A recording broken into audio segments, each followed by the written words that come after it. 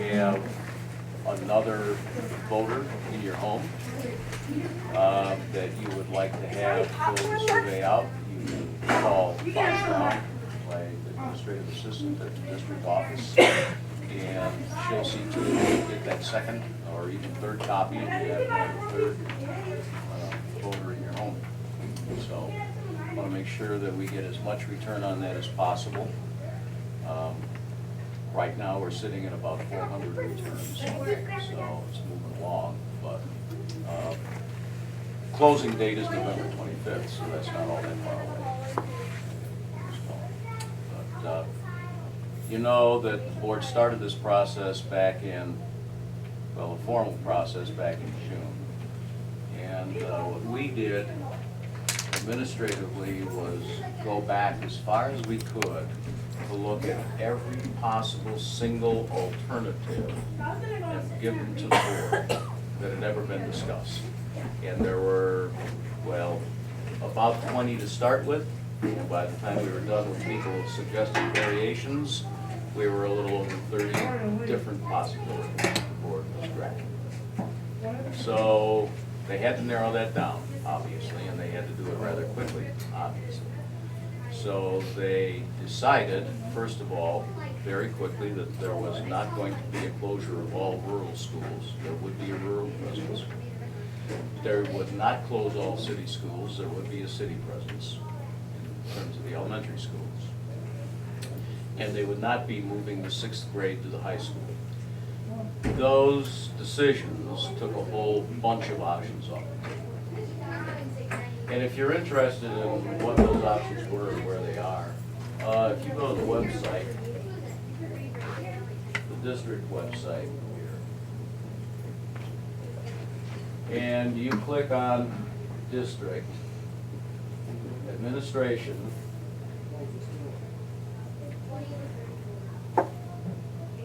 buildings and grounds. Notice down here, there's the CISA 10 facilities audit report. You can go to that to find out everything that CISA 10 said about the district's elementary facilities and its needs. And basically they said just to do the basic work is going to be about $10 million.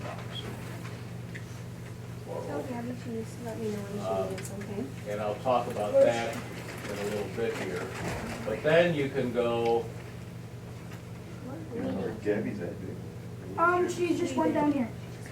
Over to school board and click down on school facilities planning, and you'll see school facilities concepts. All of them are there. I believe that's all of them, unless we updated it. I don't believe we did. There's concept 1. Yeah, it's 30 pages long, so they're all there. And these list what all the options were, what the facts are, and what the advantages and disadvantages are we saw of each. After some discussion. So you can check that out. And you can also see some summary comments under there from some of the public sessions that were held. So you can get an idea what some of the feedback from the community has been. Okay? Any questions about that before I move on? All right, so through that process of elimination, the board narrowed it down, began to look at a number of options, then it was down to about 12, and it eliminated some on the basis of the fact that we were moving kids at odd times, so some schools would move kids to another school at, say, 5th grade, and others at 6th grade, and it just was uneven, and the board said, no. They're going to move together so that there is equity in terms of what's going on. So they did that.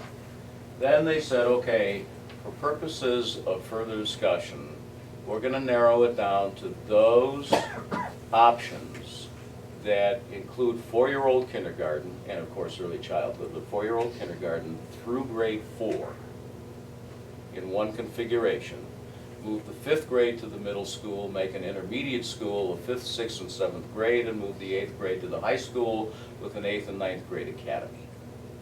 So that then brought us around to taking a look at what 3 options, 2 options if we could, but 3 options would we want to focus on.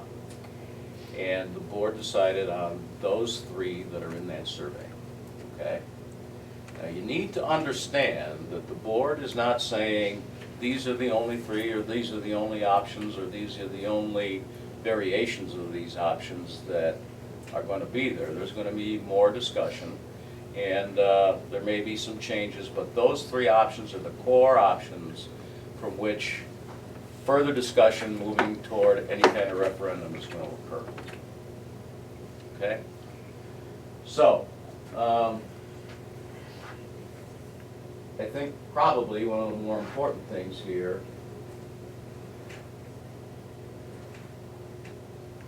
is just this.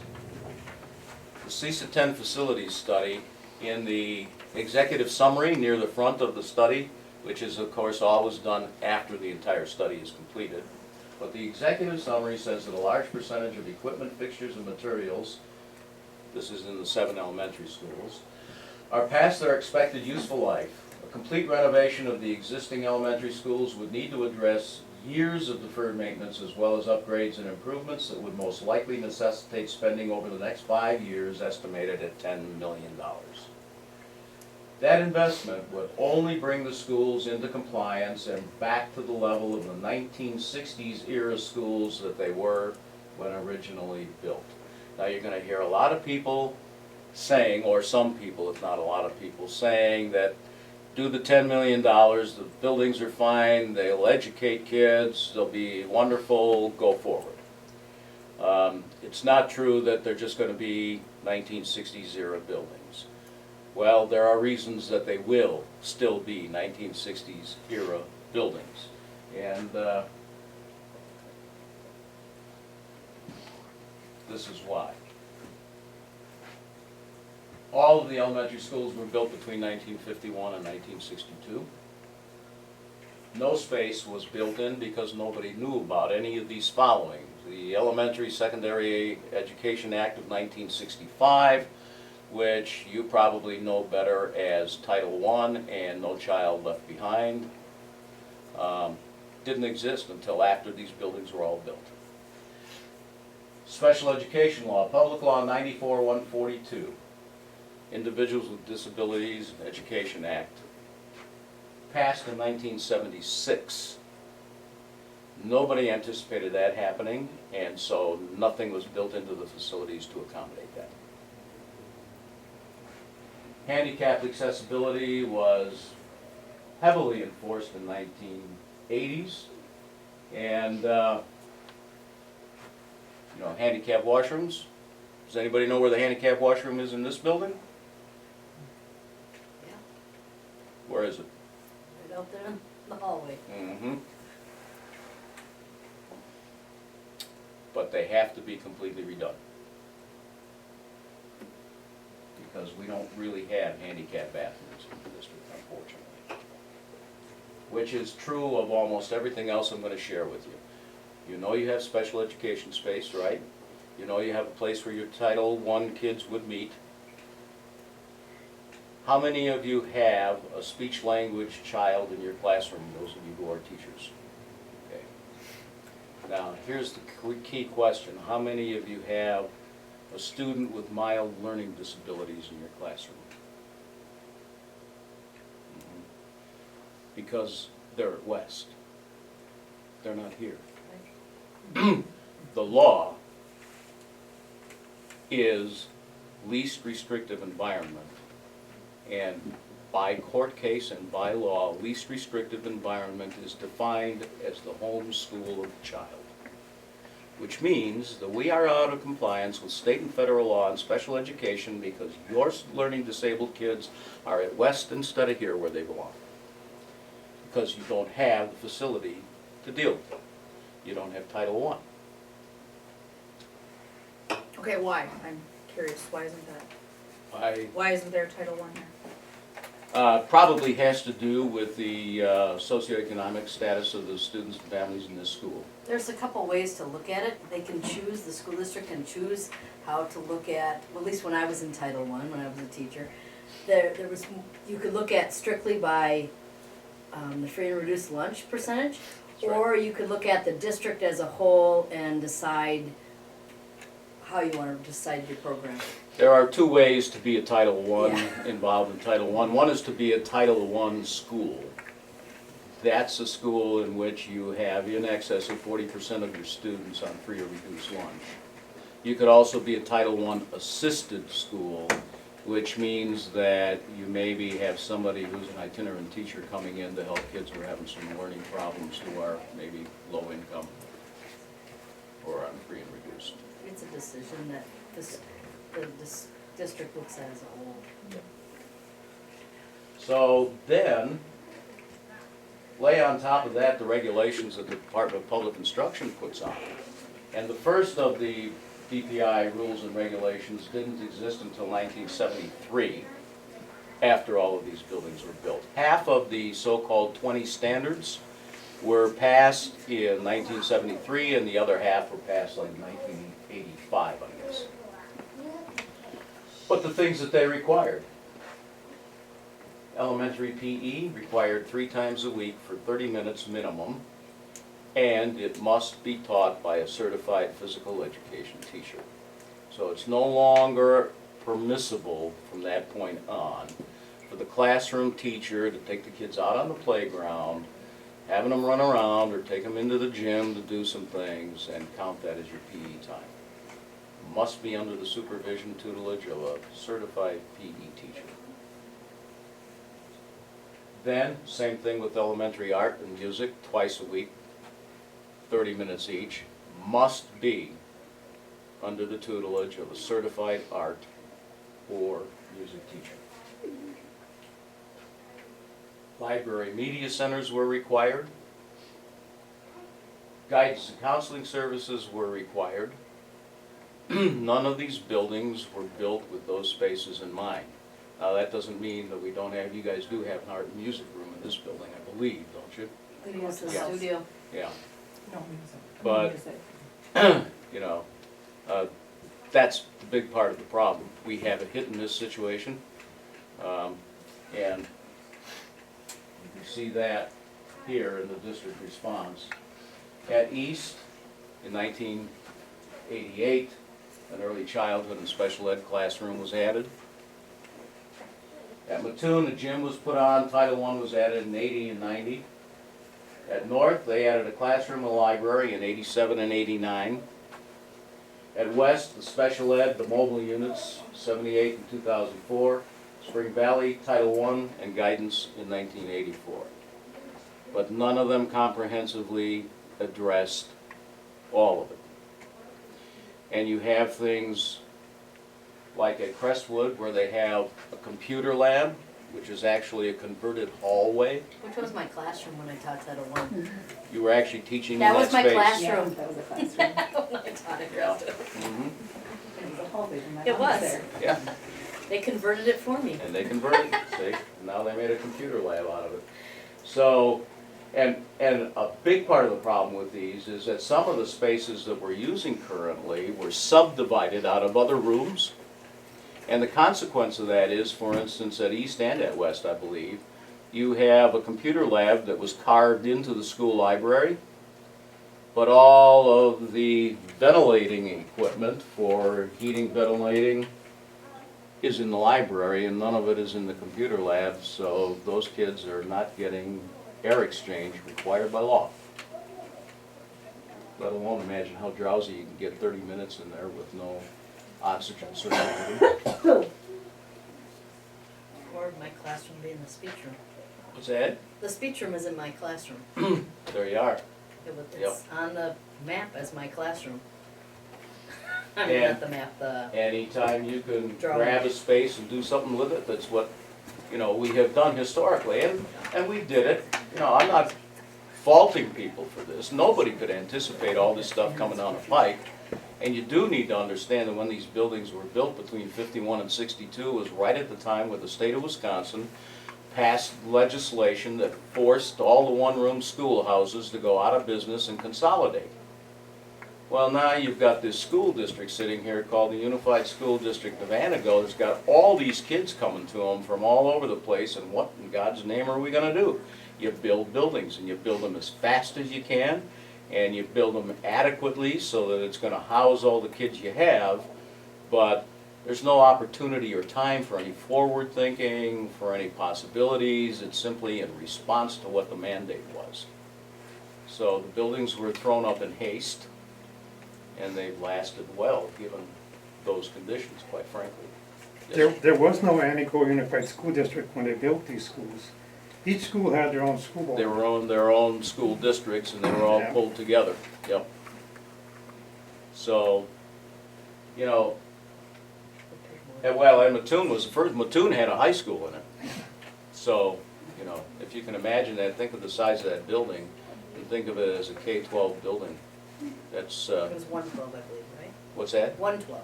Was it 112? Yeah, Well, there was these no schools were kindergarten. built as a first grade, they didn't have kindergarten. Right. In fact, when did you guys go to a full-day kindergarten here in this district? Kendra was in kindergarten. 21, My brother was in 21 school years ago. Okay. That's when I started. right. Full-time- When I That went works. full-time, full days, I moved up to All right. Sorry, I don't know. So, you know, the end result is, if you're counting up classrooms, which is a position some people take, if you're just counting up classrooms, we do have more space than we need. We've got excess classroom space, quote unquote, in the district. And we can accommodate from that standpoint alone. But we don't have adequate individualized and small group spaces in most, if not all, of the buildings. We don't have adequate offices and conferencing areas where you can actually sit in confidence talking about a student whose rights are, and privacy rights are paramount in the law. We lack handicapped toileting facilities.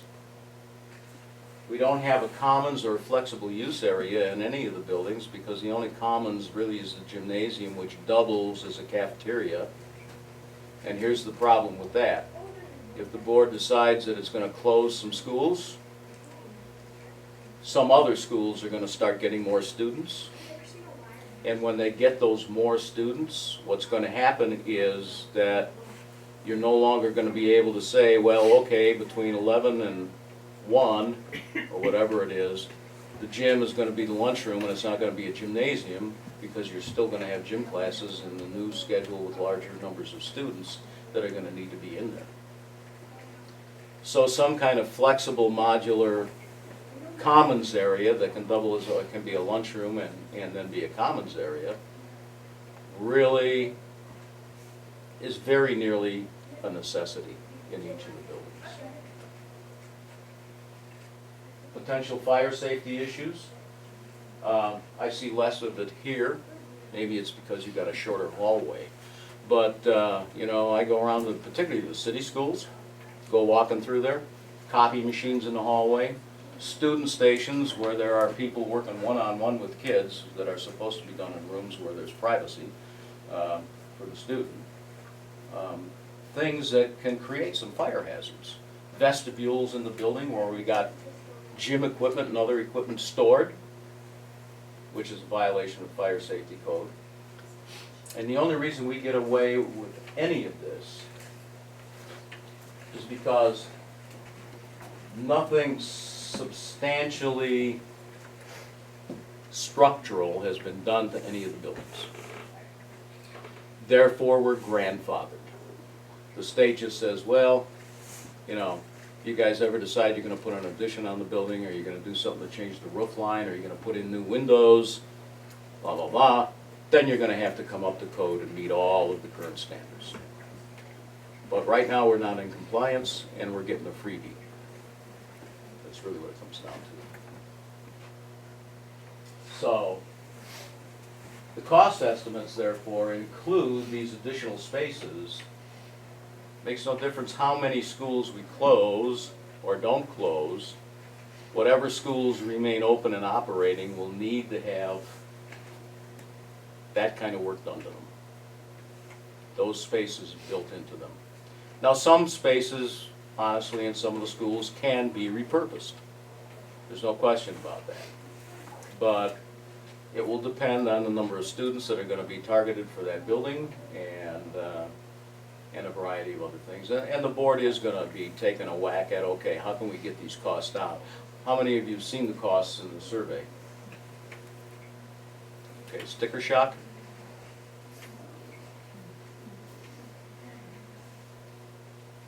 Yes, I think sticker shock for putting on to old schools, yeah, very much so. Yeah. I wish there was a brand new everything, one school, what would the cost for one school be? Well, I can tell you this. I live in Lake Mills. They just opened last year a brand new elementary school. 500 students. How many tracks is a 500 student school? I think they have 4 of each, Okay, but they're K-4 okay, because before that they redid the middle school and expanded it and moved the 5th grade over there because the elementary was so crowded. But this particular building, this elementary school, has received the highest LEEDs rating of any public building in the world. And they did it for $18 million. Now, granted, that was 2 or 3 years ago. what is LEEDs, is that environmental safety? Yes. Okay, that's what I thought it was. Yeah, I mean, they have, Like it's a green school, yes, it's Yeah. very definitely a green Yeah. school. They have a green roof, you know, planted vegetation. They have solar, they have, I believe they have a geothermal field laid out on the building for their main heat system, and just, yeah. So, you know, you could probably build, given the size of the schools that we have, you could probably increase their size by about 30%. And at today's dollars, I mean, let's face it, that referendum was floated 4 years ago now, so it took them 2 years to build it. You're probably talking about 16 million for a brand new, depending on the size of it. But now, that doesn't include, you know, furniture. We're just talking the construction. And the prices that Myron has given us are prices that are totally outfitted. You've got everything. You've got all your furniture, you've got everything you need in the school itself. Turnkey operation is basically what it comes down to. That's what those prices reflect. And I suspect the board is going to be having some conversations around, well, do we really need that? I mean, let's say they decide they're going to put an addition on Pleasant View. And we're going to put this room back to use as a classroom. And part of the addition is going to be a new library. All right, well, that has a cost. Now, if we say, well, you know, this furniture is in really good shape, we don't need all new furniture in the library, we're going to repurpose and reuse the furniture that's already there, well, so maybe you've written the cost down by $7,500, for instance, just as an example. And that's the kind of thing that's going to have to get done and start, you know, cutting down to the fine points. But the question, you know, that's on everybody's mind, and I know it's at the back of your mind, is, you know, are they going to close my school? And I can tell you categorically, I do not know.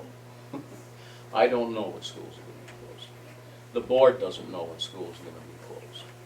Individuals on the board have schools they'd like to see closed or schools they'd like to see remain open, but each of them is only one vote, and you need at least 5 of them to agree to anything. And if whatever goes to the public by way of referendum is only supported by 5 people, I guarantee you it's a failed referendum and you'll be back where you were. Yes, ma'am. Did Myron give you costs of building one school? We didn't ask. You didn't ask? Failed 3 times. It's a shame. Oh, you're talking the super school You kind of bet, mega it's a thing? shame. It's not really a super school, it's not a mega school. That's You what go to everybody another calls community- it. I know, It's but what you go to everybody another calls it. community, it's their I'll school. tell- Right. No, It's a regular they school. didn't because, you know, the board said, before we got to costing, the board said, we're gonna have a rural presence and we're gonna have a city presence. And that can't happen building one school. But the cost of one school today, for all 900 of our elementary children roughly, would be somewhere in the vicinity today of about 26 to 27 million. Which is cheaper than all those plans. No, it's about the same as the first plan. Depending on what goes to referendum, whether it's an operating referendum or if it is new school buildings, what if everything fails? Is the board planning a plan B for the public to know what's gonna happen? I think that's a discussion they have to have, but first they have to know what they're gonna put before the public. And they don't know that yet. And when we get the survey back, we'll certainly have a good idea of what it is. When we did the community survey with this group a year ago, we had a 17% return. Anything over 10% is highly valid and reliable. If we can get another return on this survey of over 10%, we can rely on it as being pretty accurate in terms of what the community sentiment is about what to do. So, but, yeah, the one school came off the table early on when the board agreed it was gonna have a rural and a city presence, so. I don't understand the philosophy of that for the simple reason Anago is the middle of the school district. So you can't, even though you have a rural presence, you're not encompassing everybody in the rural. I know. That's the problem I have with this concept. This isn't, see, well, the problem you're having is you're thinking of it rationally. This is not a rational issue. Thank you. You're right, Cindy. I mean, I you mean, know, Anago's plumb practically in the middle. Right. Yeah. not only had it failed 3 times, you know, when I ran, when Doc and Tara and Jeannie and I ran, we were getting just pummeled that all we wanted to do was build a mega school. And we kept saying, no, we're gonna listen to everybody. We've stuck to that. You know, a lot of people want their country school, okay? So, I mean, there's 9 of us, there's 1,000 people, let's say. We have to listen to them. Would I love a brand new school? Sure. Patrick and I and Tara, yeah, we all voted for the new school. But we need something that's gonna work, because these buildings aren't gonna keep working. I understand that, but here's my problem. We didn't have a cost comparison before. It was this or that. It was build the big one school or nothing. Or we're gonna close schools and then we didn't. Exactly, okay. But there was just this cost only. Mm-hmm. And now we actually have cost figures. So I would love to the one school be in there to show this is what brand new school would cost. And this is what as an option, and this is what if we do this one, or this is this cost of this one. What was it, 27? And maybe we'll get surveys back that say 30 for some. 44 million, build a brand new Yeah. beautiful school. Yeah. Okay, if we get enough of that back, maybe we can talk about that. Remember, the That's the 44 problem. million is to build 2 brand new schools. It was, but it was put right in the paper that you took the one school right off the option, so people Right. are Yep. going to think that's completely out the door. I think what made that fail though is there wasn't a dollar amount, like you weren't comparing, you weren't comparing the same thing. Right, well, I wasn't on the board then. I know, I'm You not know, saying, I'm not saying, you're not, that's not what I'm asking, that's not Right. the So, point. I mean, But I mean, I was disappointed too. You're not the first person to suggest that either. We had a public forum in which one lady was very insistent that, tell us what the top of the line could be, let us know what that cost is. And I anticipate, once the board has made a decision, that's probably information that they would share out. So, just for comparison's sake, yeah, for no other reason. I'll tell you what, I mean, I did a survey of the 24 traveling professionals we have in the district, okay? Those people who serve more than one building. And they aren't all just elementary, some are, middle, high school. But I did a survey of all 24, and 20 of them actually responded with what I requested, okay? how many buildings do you have that you serve? How many times a day do you commute from one building to another?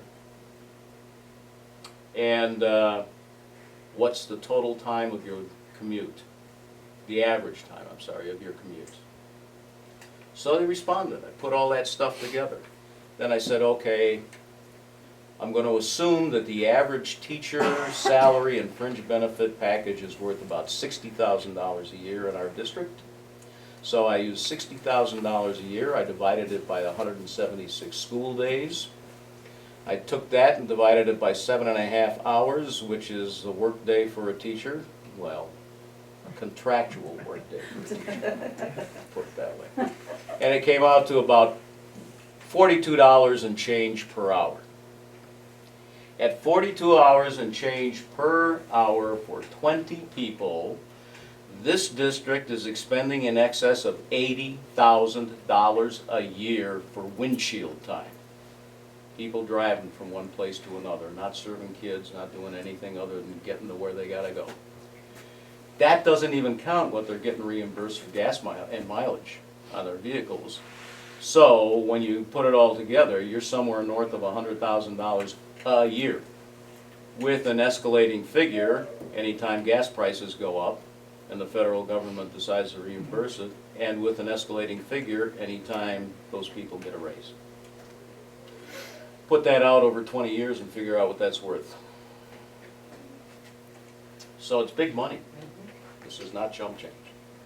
And I think for that reason alone, the board has to seriously think about consolidating schools and closing something. Because the operating costs for continuing to operate the way we are, I think, out of range. And, you know, our financial analyst at PMA continues to tell us that, you know, at the rate at which we're declining and our enrollments are declining and our revenues are declining with them, we're going to be in 5 years anywhere from $3 to $5 million in the hole with a zero fund balance. And of course, you can't exist that way. So one of the questions for the board, it's back to where you were before, do we need to have an operating question? Do we need to have two questions? Building, sale of bonds, to do construction of some kind, remodeling, whatever it is. And do we need to have a question that will ask the community if they're willing to fork over more money to increase our revenues on an annual basis? And I'm a realist on this because I've seen it enough in other districts, including the ones that I serve. If you try to ask for it in perpetuity, you're going to get it broken off in your ear. If you ask for it for just this period of time, you got a much better chance of getting that passed. Yeah, that's the only way it's passed in Antigo, is when it's been for a certain number of years. That's almost everywhere. I can't remember whether it's White Lake or Elko. They share a superintendent, but one of them lives on that every 3-year cycle of going to the voters. White Lake. White Lake. Yeah. And you know, they got it turned down twice in a row here recently, and finally the third time was a charm and it passed for them, or they'd have been in very big trouble. Yeah, But it's they've like been when doing they're, that. when they're community leaders, the township people and those decide that it's a good thing, then it passes. Mhm. Most of them don't want to invest in the school. So, you know, the other thing is there are an awful lot of people out there who like to badmouth senior citizens, which I've now gotten old enough to be one and I can resent a little bit. But you know, many of them do live on fixed incomes. And everybody complains that those are the people who go to the polls and vote no. They're the people who have the least contact with the schools to begin with. They have the least information, secondly. Their incomes are limited, their interests are elsewhere. And so reaching out to those people is critically important, because one of the things I have found is you sit down and talk to those people, and the response you're gonna get is, education is important, we need to do what we gotta do for our kids, even if it costs me a little bit more and I can't afford it, we've got to do it. I've heard that consistently across 11 school districts from senior citizens. The people who are the problem are the 50-year-olds that are making $80, $100, $120,000 a year, and they want to continue to have their 4-car garages and their own mansions and so forth. All of the votes against the referenda that we ran in Lake Mills were pretty much defeated by the people who lived on the lake, because they knew they were going to get hit with their taxes pretty well. But we have to be cognizant of the fact that we got to be careful about what we ask for. The average wage in Lang Lake County at last report is $14.75 an hour. Folks, that's less than $20,000 a year. That is not a living wage. It is not. The average home price in Lang Lake County is $85,000. So, you know, when you start looking at what the income flow is and what people can afford, $44 million is nice to toss around, but in terms of the realities and what people are really able to do, it probably gets beyond the pale. So, but back to the point, we could still build one big school cheaper than we can build 2 smaller ones.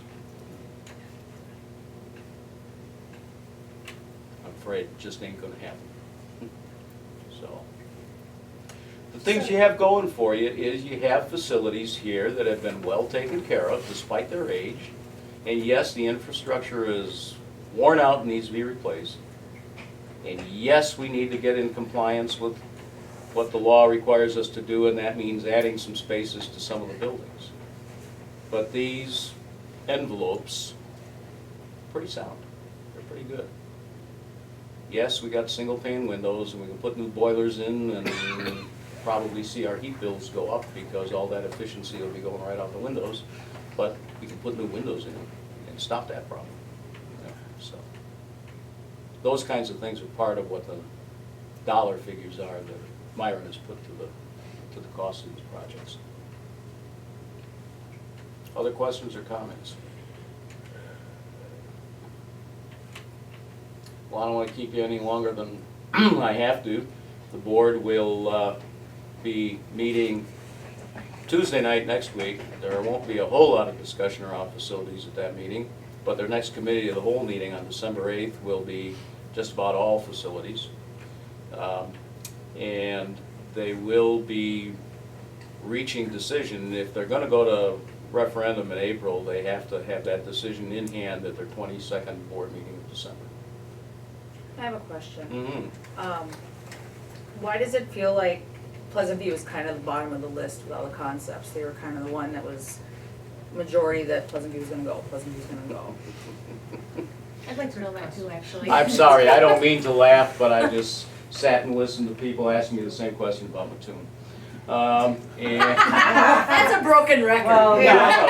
No, I know. Quite I honestly, those to- people would ask, because they to know they're probably defend- staying open. To defend Mattoon, they were not, the Myron Bray, the 30 concepts we got from Myron Bray, Had it closed all all the way. closed Mattoon. That's true. That's So, true. They all. Well, we'll see if that ever comes to wow, pass. we told them not to. Yeah. Yeah. I don't know what schools are gonna close. And if you want some kind of rationale for why Pleasant View could be closed, a couple of reasons. Because if we build new, we could very well build it on the property behind the high school. This building is only 2 miles from that. Why would we have a building here and 2 miles away? Secondly, west is almost as close. And if we decide at the city school that we're gonna put a big addition on there, which we could do, then the proximity of the 2 schools makes it eligible for closure. That's just the fact. So we don't No. have enough of a rule of presence, is what you're saying? Well, We're too close to town. yeah, that's what it comes down to. But that I would think that would would be a benefit. benefit. Yeah, I Because know. we're Them close, out here. I know. busing and we're But- close south and north. Well, but when you start looking at the whole picture of transportation, I think that's the other thing, quite frankly, and I haven't said this publicly before, but I think the board is gonna need to take a real hard look at going to K-12 transportation. Well, Pleasant View was the only one that was considered an option for K-12. Yep. Yeah, Because that of was our a couple- location I know. to the high school. I know. And I can't imagine being able to build this addition onto West and have any sort of space for a child to walk outside, much Oh, yeah. less play. Oh, yeah. There's zero green space. No, there's That's green neat. space, there's green space They out moved the behind the fence. building. And it can be They moved done. the You fence. tear off Okay. you send the mobile classrooms back and you put a 2-story addition on. Then you can run a bus run that comes off of, what's the street that's just to the west of West, on the west side? West Elm? Maybe it's Elm. Elm, Elm yeah, Street. so- And make the entry, a one-way entry there for the school buses. They drop the kids off at the back of the building and they go out through our recently acquired property on the other side, at the end of Schofield Stadium. So, Now, I went to the last meeting, and Mhm. you guys, we talked. My husband had asked about if you're gonna do, like, build 2 new like rural schools. Say, have you gone out and like looked at where these properties would be? At the time, you're like, we don't even know. We're not sure where we want to build them. We don't. You think you'd have an idea or looking, so you can come to the public and like, oh, we We've think we want had- to build them over here. There's land here. we've had one recommendation that we look into buying some property out on the, near 64. What is, The airport yeah, property. yeah.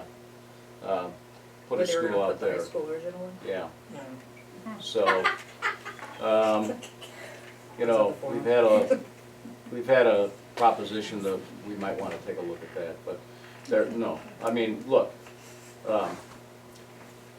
Crestwood has so much property that we could build a brand-new building there, leave the old one up, but we wouldn't. We'd tear But to it get down. They the there same is here? so crazy. You're very close to it here. Let's see. I'm What is not it? gonna But it's stand just here a and tell you crazy way to yes. get to Crestwood, Yeah. it's unsafe, I used to drive Yeah. there 2 years I know. in the winter time. So do Drive the there all the rural time. people that are way out in Deerbrook, Gleason, bypass the city of Antigo to go to the rural school at Crestwood? Well, I don't know that. I'm- I don't know that. Yeah, I have that's no what idea it what the was. board is gonna do. Is I- that one I- possibility that could happen? Absolutely, it's one possibility that Kids could would be on happen, the bus yes. for like 2 hours. Yep. Yeah. Well, and that's not, we're not gonna have that. I mean, they're already on the And bus could it with be the- that those people instead would get bused to West? Yes, that's a possibility too. So, don't know. It's really hard to say, and frankly, which schools to close is the last question for the board to deal with before it actually says, this is how much we're going for and this is the plan we put in place. And they have a couple of questions to address before that. So, I anticipate you won't see a decision in that regard until about December 22nd. And then they should know. Because they have to, if they're going to make an April referendum, they have to adopt resolutions to go to referendum in a specific amount of money for a specific question, and whether it's a building question or an operations question, both. That all has to be decided and the resolution's adopted no later than the 26th of January. So they're gonna have a tight window to do it. And the end result is, may not be what you like, may not make sense to you, but if it gets done and it passes, you're gonna have better schools than you have now. And better places to work in, wherever that is. So, we haven't talked about it extensively, administratively, but quite frankly, if you look at the patterns, the probability is that we can manage the staffing through natural attrition and not have to deal with any kind of big layoffs. So, I know that's always a concern to people. Doesn't mean there'll be people who'd get reassigned and have to go to buildings that they aren't currently in, probably.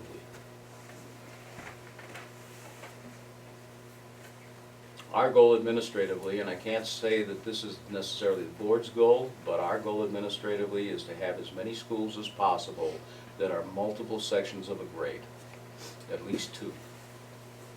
so that teachers have opportunity and time and wherewithal to be able to collaborate without having to drive all over the place or try to jump on Skype or whatever else may be out there. Because in some of the rural areas, at least bandwidth is a real problem for doing that. Yes? If the fifth graders are gonna go to the middle school, how does that work? Do they have to do like 8-hour class days where they're switching class to class? They'll still be fifth grade. They'll Okay. still be with one teacher, except for the specials. So they'll be in one classroom all day long? Pretty much, yeah. To the same extent that they are now. Yes. Yep, that would not change. 6th and 7th grades would probably run on a little more modified schedule, more like the middle school. So the schedules would be, Does that be more with specialists, like your science teachers teach science all day and your math teachers teach math? Is that what you mean? probably. Probably. I can't tell you flat out yes, but probably. I think most of our middle school staff are secondary certified, not elementary. So they would have to be, probably in a contact area. And it's, quite frankly, working pretty well over there. I mean, 6th grade in particular, the language arts staff there, and the 7th grade math staff, they're just doing terrific work, so. Try not to break that up. Other questions or comments? Stay tuned, please. Stay with us, please. One caveat I do want to throw out there for you guys, just so you know, and I guess you all know it, but it bears repeating. During the contract day, you're employees of the district, and you are prohibited by law from advocating for any solution. Once your contract day is over, you are the same as any citizen in our community. You have the same right to speak. You have the same right to advocate as anybody else, okay?